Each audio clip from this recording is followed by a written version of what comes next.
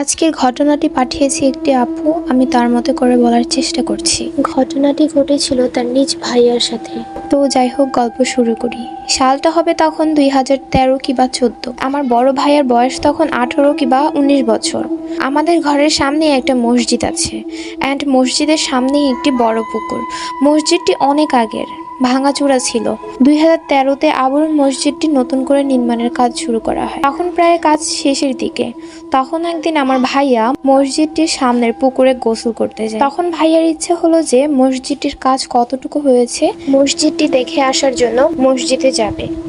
তারপর ভাইয়া অজু করা ছাড়াই মসজিদে ঢুকে যায়। বলে রাখা ভালো, আমাদের মসজিদটিতে সবাই বলে নাকি 7টা জিন আছে। যখনই ভাইয়া মসজিদের মাঝ বরাবর গেল, হঠাৎ করে ভাইয়াকে কে যেন একটা জোরে থাপ্পড় দেয়। ভাইয়া চারদিকে তাকিয়ে কাউকেই দেখতে পায়নি। সে ভয় পেয়ে বাসায় চলে আসে।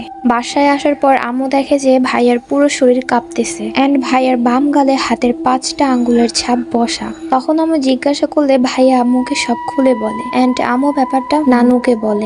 তখন নানু বলে যে এটা হয়তো জিনের কাজ, অজু করা ছাড়া ওখানে গিয়েছে, তার জন্য হয়তোবা তাকে সতর্ক করে দিয়েছে। ব্যাপারটা এখানে শেষ হলে হয়তোবা ভালো হতো, কিন্তু ব্যাপারটা এইখানে শেষ নয়। তার কিছুদিন পর ভাইয়া রাতে ঘুমের মধ্যে একটা স্বপ্ন দেখে।